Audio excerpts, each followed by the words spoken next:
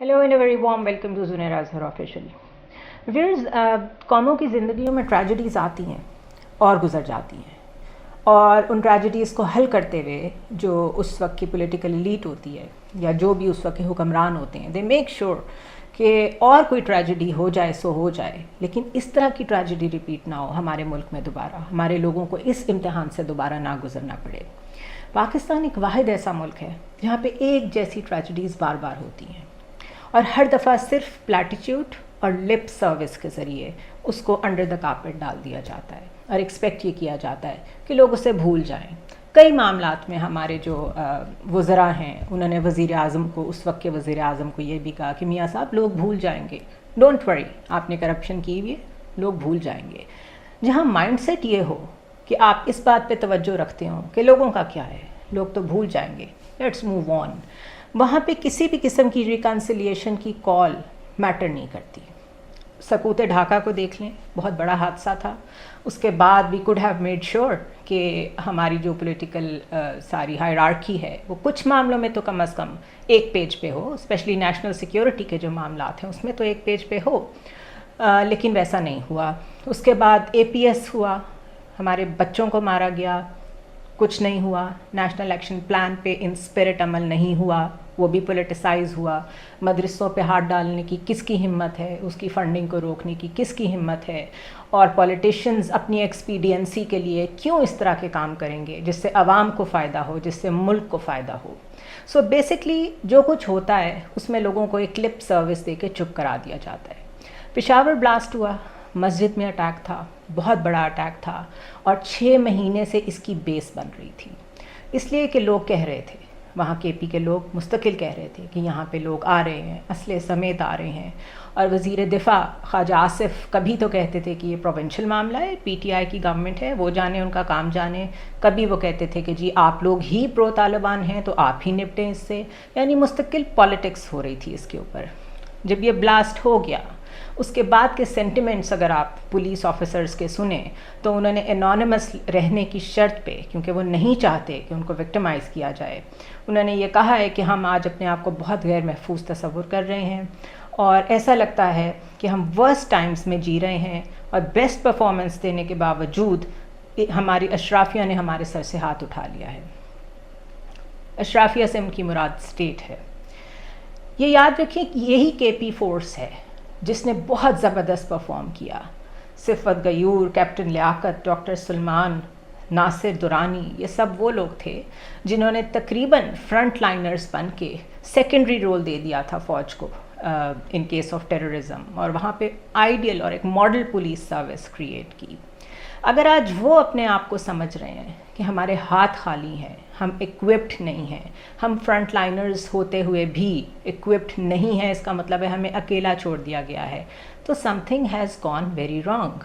और इसकी ज़िम्मेदारी कौन लेगा?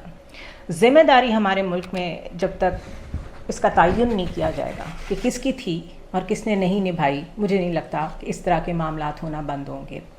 इसके अलावा अभी आज गवर्नर हाउस में एपेक्स कमेटी का इजलास हो रहा था, जिसकी सदारत जो है वो शहबाज शरीफ हमारे वज़ीर आज़म कर रहे थे। सिविल मिलिट्री क़यादत वहाँ मौजूद थी, और यकीनन आपस में तय किया गया होगा कि हम शाना बशाना लड़ेंगे और दहशतगर्दी को पनपने नहीं देंगे। लेकिन ऐन उसी वक्त आज ही के दिन पेशावर की सड़कों पे वहाँ के लोग, KP के लोग एहतजाज कर रहे थे। उन्होंने जो प्लेकार्ड्स उठाए हुए थे वो यही कह रहे थे कि हम पीस चाहते हैं। अब वो ये क्यों कह रहे हैं कि हम पीस चाहते हैं और वो गवर्नमेंट से कह रहे हैं, तो एपेक्स कमेटी से बहुत बेहतर होता कि बाहर जाके लोगों की सुन ली जाती, लोगों के एक डेलीगेशन को अंदर बुला लिया जाता, एक कनेक्शन बिल्ड किया जाता between the people and the state, लेकिन वो नहीं किया गया। ऐसे टाइम्स में जब एक ट्रस्ट डेफिसिट डेवलप हुआ हुआ है, आप पहले एक अपना बाजू, अपने मुल्क का एक बाजू खो चुके हैं, आप एक और सूबे को ऐसे नहज पे क्यों पहुंचा रहे हैं जहां वो अपने आप को इनसिक्योर और स्टेटलेस फील कर रहे हैं? ये ज़िम्मेदारी हुकूमत वक्त की है। दूसरी जानिब PDM हुकूमत लिप सर्विस देने में क्योंकि बहुत माहिर है, वो मुस्तकिल इस बात पे सियासत कर रही है کہ جو فنڈز دیے گئے تھے ٹیررزم کو فائٹ کرنے کے لیے وہ کدھر گئے, وہ کیوں نہیں خرچ ہوئے. اور میں تو ہمیشہ کہتا رہا ہوں چارٹر آف اکانومی کر لیں اور پولیٹیکلی اکٹھے ہو کے بیٹھ جائیں, لیکن ہم نہیں بیٹھے. ہم سب کو پتہ ہے یہ پرانی باتیں ہو گئی ہیں, لیکن ان کو بار بار ریپیٹ کرنا اس موقع پہ میرے خیال ہے it's a useless exercise, because اس وقت مسئلے بہت بڑے بڑے ہیں. دہشت گردی بھی سر پہ آ کے کھڑی ہو گئی ہے, اور مہنگائی نے تو جو عام آدمی کی کمر توڑی ہے, اور ان کی کرمنل نیگلیجنس کی وجہ سے یہی سب کچھ بہتر ہو سکتا تھا اگر یہ آتے ہی IMF پروگرام کو کنٹینیو کرتے, اور ڈار صاحب اپنی جائیدادوں کو چھڑوانے کے لیے اور اپنے کیسز ختم کرانے کے لیے, and same goes for Shehbaz Sharif, اگر دیر نہ کرتے تو عام آدمی کا کچھ تو بھرم رہ جاتا. حقیقت یہ ہے کہ جب سے PDM حکومت آئی ہے تب سے اب تک 90 روپیز 85 پیساز ڈالر مہنگا ہوا ہے. اس وقت ایز وی آر ٹاکنگ آج 276.58 روپیز کا ہو گیا ہے ڈالر, اور یہ آج کے دن میں 3 دن کے اندر اندر 5 روپے 98 پیسے مہنگا ہوا ہے. مہنگائی 48 ایئرس کی بلند ترین سطح پہ ہے, ورسٹ آفٹر 1975, اور گزشتہ فروری میں یہ 13% تھی, آج اس وقت یہ 27.55% ہے. IMF کی ڈیمانڈز پوری طرح آپ کو منو ان ماننی پڑ رہی ہیں. بجلی مہنگی کرنی پڑے گی, سبسڈیز آپ واپس لیں گے, پیٹرول پہ فوراً 17% سیلز ٹیکس لگایا جائے گا, بیوروکریٹس کے ایسٹس ڈکلیئر کیے جائیں گے ایوری 6 months. وہ جب بھی کوئی بینک اکاؤنٹ میں رقم جمع کرانے جائیں گے یا نیا بینک اکاؤنٹ کھولنے جائیں گے, وہ اپنے ایسٹس کو ڈکلیئر کریں گے. یہ بہت پازیٹیو سٹیپ ہے, اس لیے کہ یہ جو نیکسس ہے بیوروکریسی کا, ریڈ ٹیپزم کا, اور ساتھ پولیٹیشنز کا, یہی جڑ ہے, یہی ہمیں آگے نہیں جانے دیتا. تو جب یہ بریک اوے کریں گے, جب آخر ایک پارٹی کو جو کہ بیوروکریٹس ہیں ان کو اپنے ایسٹس ڈکلیئر کرنے پڑیں گے, تو وہ کک بیکس کا حصہ نہیں بن سکیں گے, وہ ریڈ ٹیپزم کا حصہ نہیں بن سکیں گے. تو that will be alarming for the politicians as well. And you never know کہ آنے والے وقت میں, کیونکہ financial action task force IMF کے ساتھ کلوز کولیبریشن میں کام کرتی ہے, اگر انہیں یہ لگے کہ آپ کے پولیٹیشنز بھی فنڈ کھاتے ہیں, جو کہ انہیں پتہ ہے, اسی لیے انہوں نے آپ کو جنیوا کنونشن میں پیسے نہیں دیے, پروجیکٹس میں انویسٹ کیا, تو جس سائڈ پہ یہ بات جا رہی ہے اس میں شاید کرپشن سے نجات ہمیں IMF ہی دلوائے گا. اسی طرح IMF کی جو ریکوائرمنٹ ہے کہ PTI بھی اس نئے پروگرام پہ سگنیٹری ہو, اس کی وجہ سمجھنے کی کوشش کریں. A country where there is a political instability since last 8 months, IMF کی شرطیں بھی پوری نہیں ہو رہی, پولیٹیکل انسٹیبلٹی بھی ہے, پوری دنیا دیکھ رہی ہے کس طریقے سے وکٹمائزیشن ہو رہی ہے آف ون پولیٹیکل پارٹی جو کہ اس وقت پاپولر پارٹی ہے, اور دے کین فور سی کہ جب بھی الیکشنز ہوں گے یہ پارٹی آئے گی. تو وہ نہیں چاہتے کہ ایک دفعہ اور چینج آف گورنمنٹ کے ساتھ IMF کے ساتھ ویسا ہی ایکسپیریمنٹ ریپیٹ ہو جو ڈار صاحب نے کیا ہے. دس از وائی وہ ان کی ریکوائرمنٹ میں شامل ہے کہ PTI بھی اس پروگرام پہ سائن کرے. اس کے علاوہ آل پارٹیز کانفرنس کی بہت بات کی شہباز شریف نے, ہمارے وزیر اعظم نے, اور ان کو ایسی باتیں کرنے کا شوق بھی بہت ہے, کیونکہ ایسی باتوں سے ان کو لگتا ہے کہ وہ کوئی ہیروئک ایفرٹس کر رہے ہیں قوم کو, ٹوٹی ہوئی قوم کو جوڑنے کا.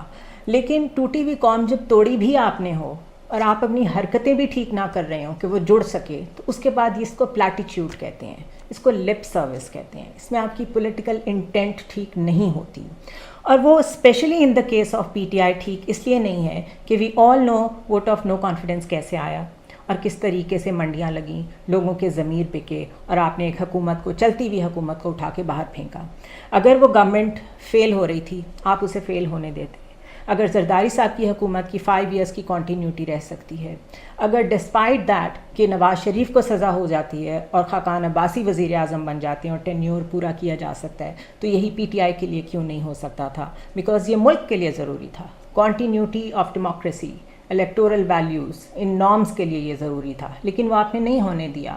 اور آج جب IMF کی بھی ریکوائرمنٹ بن گئی ہے اور آپ سے مسئلے سنبھل نہیں رہے, تو آپ کہہ رہے ہیں کہ آ کے ہمارے ساتھ بیٹھیں. تو اس کے لیے فضا ذرا نوٹ کریں کہ آپ نے فضا کیا کریٹ کی ہوئی. آپ نے انوائرمنٹ آف فیئر کریٹ کیا ہوا ایک پارٹی کے لیے اور اس کے فالوورز کے لیے, ان کے ووٹرز کے لیے, اور ایکسپیکٹ کرتے ہیں کہ وہ آپ کے ساتھ آ کے ٹیبل پہ بیٹھیں. توہین زرداری اور توہین بلاول پہ کیسز رجسٹر ہو رہے ہیں. شیخ رشید گرفتار کیے گئے ہیں. اس سے پہلے توہین الیکشن کمیشن میں جو عمران خان کے ساتھ ہوا, انہوں نے معافی بھی مانگی جا کے جج صاحبہ سے. فواد چودھری ابھی الیکشن کمیشن کی توہین پہ وہ پکڑے گئے. اس کے علاوہ الیکشن کمیشن میں مستقل foreign funding case, Tyrian White case, Toshakhana میں ان کی نااہلی ہو رہی ہے. اس حکومت کے ناقدین، چاہے وہ جرنلسٹ ہوں، چاہے وہ سول سوسائٹی کے ممبرز ہوں، ان کے ٹویٹر تک پہ کریک ڈاؤن ہوتا ہے. اب ساری کرپٹ ایلیٹ اپنے کیسز معاف کرا کے سائٹ پہ بیٹھی ہوئی ہے اور وہ ایکسپیکٹ کرتی ہے کہ ان پہ کرٹیسزم بھی نہ ہو. How is this gonna work?